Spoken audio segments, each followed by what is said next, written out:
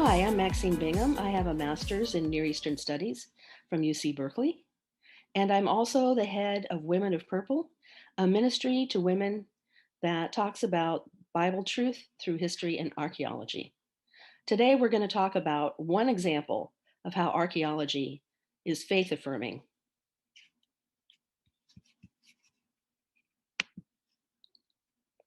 There's a people mentioned in the Bible many, many times called the Hittites. And for a very long time, biblical scholars said that they were a myth. So let's take a look at that so-called myth. There are dozens and dozens of mentions. Here's just some random examples from Genesis 23, 3-4, which is a longer discussion actually. But one of the things that Abraham does is he contracts with Ephron the Hittite for a family tomb in Hebron, the cave of Machpelah, which by the way, you can see today in Israel. And these contract negotiations, it turned out, were typical Hittite contract negotiations, but that was only discovered a long time later. In 2 Kings 7:6, we see an example, just a hint of the power of the Hittites in terms of their military prowess. For the Lord had made the army of the Syrians hear the sound of chariots and of horses, the sound of a great army.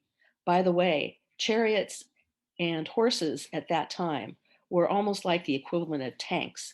They really allowed these great kingdoms to be victorious in war. So they said to one another, "Behold, the king of Israel has hired us against the kings of the Hittites and the kings of Egypt to come against us." Now in 1 Kings 11:1, there's one very interesting mention of Hittites. Now King Solomon loved many foreign women, along with the daughter of Pharaoh, Moabite, Ammonite, Edomite, Sidonian, and our friends, Hittite women. But archaeology in the 19th century proved that the Hittites were absolutely no myth.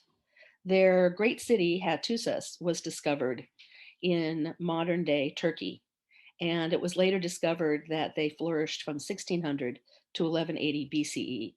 They were a great military power. They built major cities. You can see even today their monumental and decorative art. And I would encourage you to Google Hittite art to see the fine art that they developed.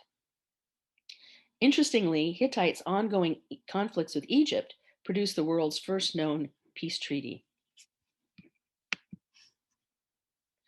So the modern city of Boğazkale in modern Turkey is the ancient capital of Hattusis.